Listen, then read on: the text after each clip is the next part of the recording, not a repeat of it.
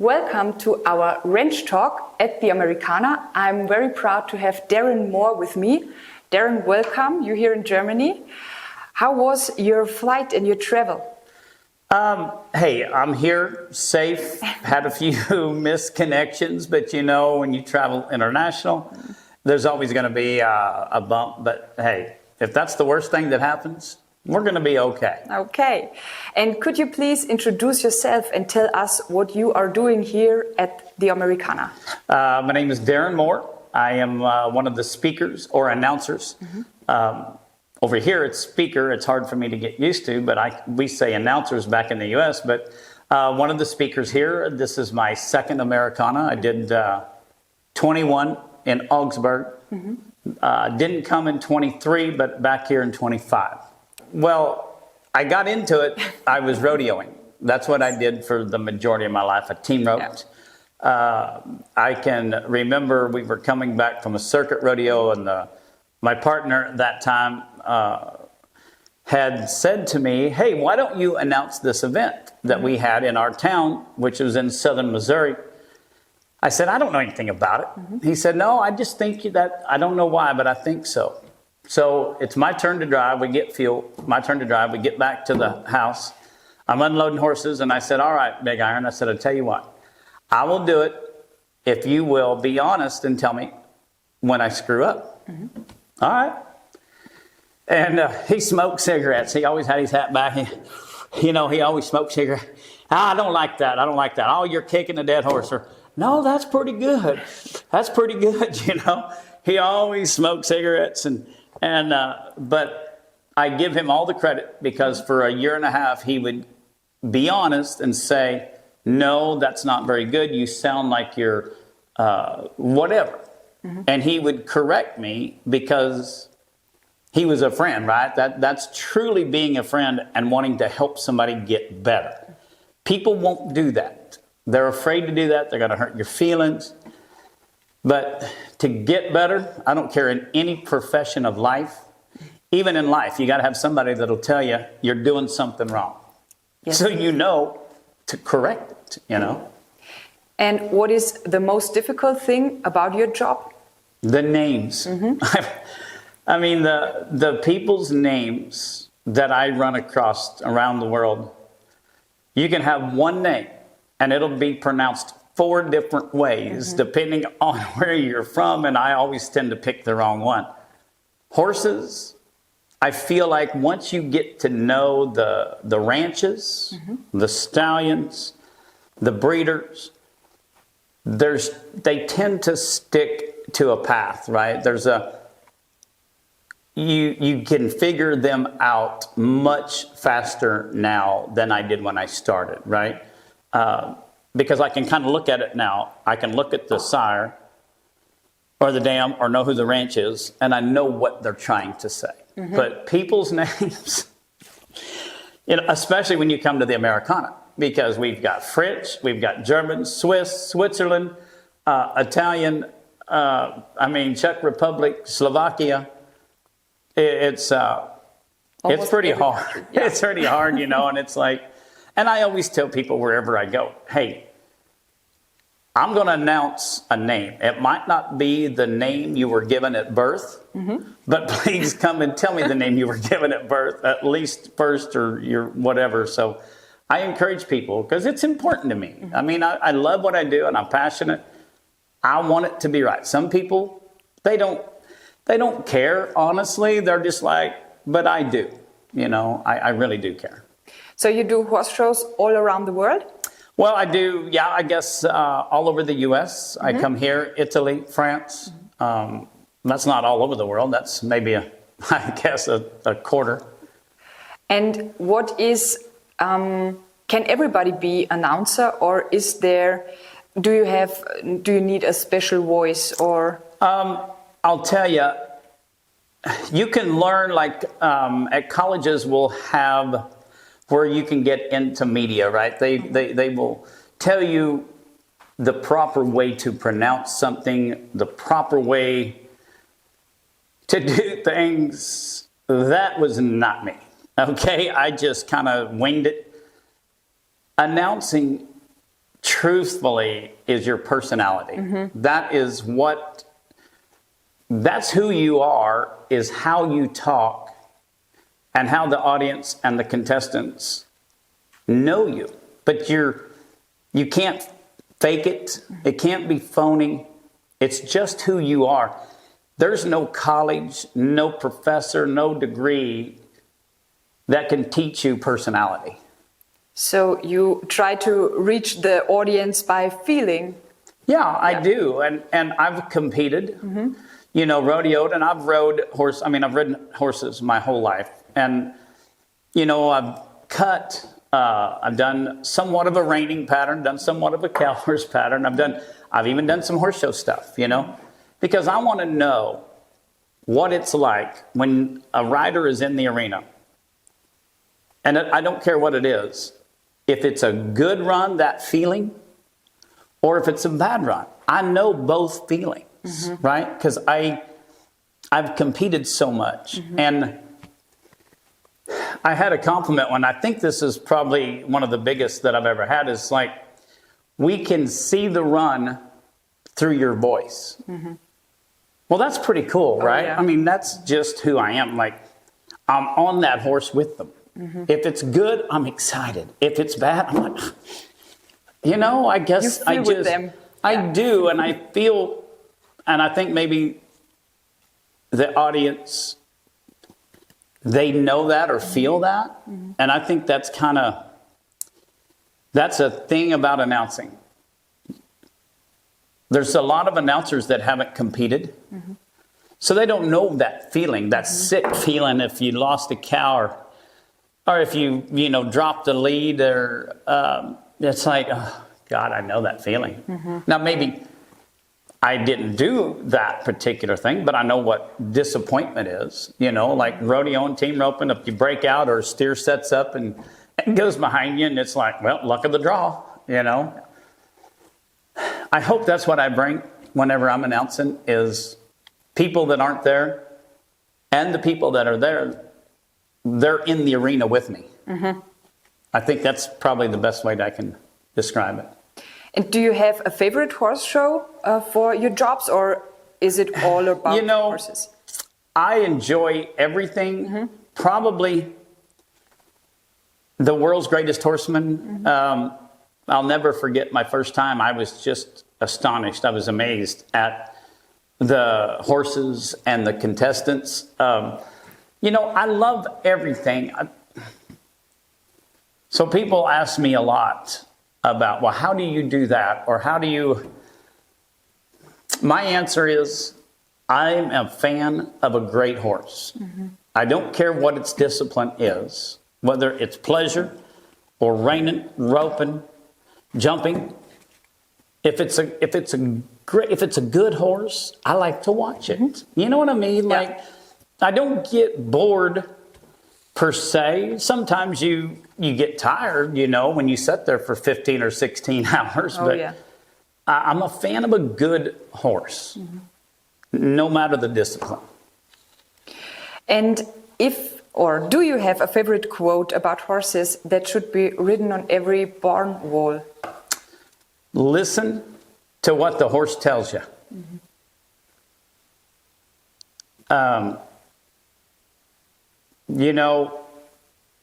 Maybe that's hard to understand to some, but if you will just pay attention when you're on your horse, they're going to tell you if you maybe have the right bit, or if there's something not right. But I feel like people will see a trainer or an on-pro that's very successful. They will look at the headgear, the footgear, the tack. So they automatically believe, I've got to go have that. Not knowing that may not work. That bridle, that bit may not work on your horse. Just because it works on theirs, they know what works. That's why they have been successful. They didn't just go buy a bit that they saw. They went through the process. Okay, my horse didn't like that, so I'm going to change bits.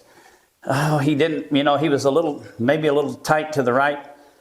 He didn't like that. So a horseman is about the horse. It's not about themselves. Yeah. And I feel like there's a lot of folks who train, or maybe not a lot, but who train or ride. They emulate somebody else. And that's not a horseman. They need to know their horse and act or bridle according to what that horse tells them. Mm-hmm. And if you don't know what the horse is saying, well, you're in for a long road, But a horse will tell you. And they're not. Sometimes people will say, well, they're just being stubborn, or they're sold up. Okay, I understand that. I've had some that were definitely that way. But why did they soul up? Mm-hmm. Or why? If they were going really good, and then what did I do different? Maybe it's me. 90% of the time, it's probably me and not the horse. 10% it is the horse, So what did I do different? I need to check my ego at the gate. Mm-hmm. And when I get on a horse, it's about him. It's about, what am I going to do with him? What's my discipline? What can I get out of him? I want the best from him. If I get the best from him, he's going to get the best from me. You know what I'm saying? Yeah. Yeah. Perfect. And are there huge differences between the US and Europe? The only differences that I see is if it comes to the cattle classes. Mm-hmm. The first time I came over, when you're from the US or in Texas, the cattle is a non-issue, mm-hmm. right? We can show up and there'll be somebody who needs 1,700 head and they'll be there. It's taken 700 head mm-hmm. to do the Americana, I believe, here in 25. That's 900 meters away. Like, you've got to get from so many different farms, mm-hmm. and you don't have the cattle mm-hmm. to work every day like they do in the U.S. The reiners, I think it's a lot the same. Mm-hmm. Like, you'll see $2-3 million riders here. So the reining, to me, is the same from the U.S. because there's a lot of, reiners from here in Europe, Italy, or wherever go to the U.S., right? So the reining, I don't think that's a whole lot different. I just finished the run for $1 million. Mm-hmm. Seen a kid, the young man from France who flew his horse over, marked a 2:32. So the reining, but the cattle stuff, it's just hard, right? Mm-hmm. They're just not as far, because you don't have cattle every day. Mm-hmm. You might see cattle once every 6 months. So I would say that's the difference, is the lack of cows. Okay. And what would you advise young riders that they probably do not learn at a clinic? Go to a clinic. Find a clinic. Okay. Get online. Watch videos. If you have never been to a clinic, I don't know who somebody you idolize, but go online. You can go to any trainer pretty mm-hmm. much in the world. They'll have a video. I would say this. I learned this because when I started to play golf, I thought, no big deal, right? I'm just going to go hit some balls and I'm going to golf, right? I sold my horses because of announcing, right? And I'm traveling a lot and I got to have something to do. So I thought I would learn golf. That was the worst thing I could have ever done because I created so many bad habits. Okay. And it was just horrible. I didn't ever learn correctly. Mm-hmm. So my advice, don't, especially for golf, go to an instructor right away, immediately. And the same thing with a horse. Don't get on a horse. Oh, here's one of my favorite of all times. It's a young rider, green rider. They want to get a green horse so they can learn together. Mm-hmm. Are you kidding me? If you don't know what you're doing and the horse don't know what he's doing, how are either one of you going to learn? You're both going to have bad habits. And then what's the old saying? It takes 7 days to create a bad habit, 21 days to break it. Yeah. No, it's longer than 21. Let me tell you, I've experienced it. I would say if you want to become a rider, find something online. Hey, today everything is online social media. So you can find it, learn, watch somebody that you know, or even if you don't know, you can look at their accolades. Whatever discipline you want to do, whether it's jumping, whether it's horse show, roping, reining, cow horse, it doesn't matter. Find somebody in that discipline and watch what they do. Watch how they saddle. Watch how they treat their horses, and learn about learn about their feet. Learn about, getting their teeth floated. I can tell you, so many people learn how to bridle your horse. I mean, I can sit up there in the announcer stand, and I've seen bridles where the bit's hanging that far out of the horse's the corner of his mouth. Oh.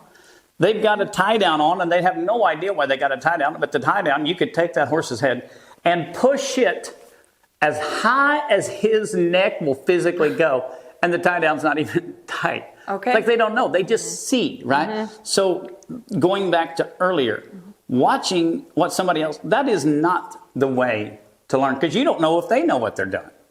You got to find somebody that's reputable, a trainer that whatever and you can learn from any discipline, but learn about the things that a horse needs. Learn how to bridle, make sure the bit fits.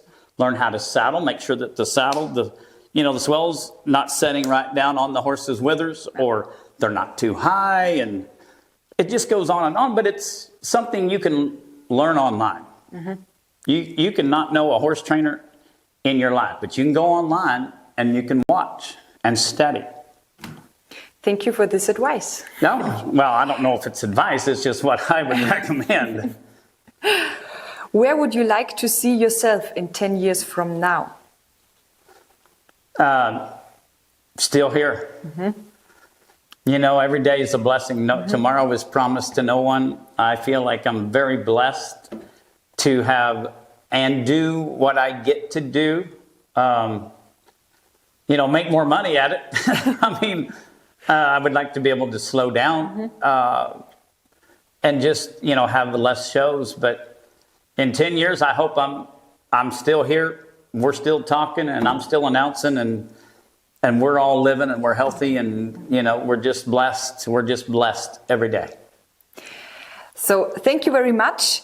At the end of our little interview, I would like you to pick a rope, and could you please rope our Americana cow? Okay, so we're going to have to turn him around because he's headed in the wrong way. If he's headed at me, he's on the fight. That's what he's doing right there. He's on the fight. This is a lot of pressure, right here. All right, so here we go. Wow. There it is. I got him, folks. Slick around the brisket. But so yes, I have roped. Thank you so much for your time. I hope you will enjoy it here in Germany. I do. I love it. Americana, get to go to Italy. The people, they're really passionate in Europe about horses. It doesn't matter what. And I love that. They always want to learn. So if you're in Europe, there's somebody around you that you can learn from. I promise you. Thank you so much. Thank you. And have a nice day. You too. Thank you, everybody.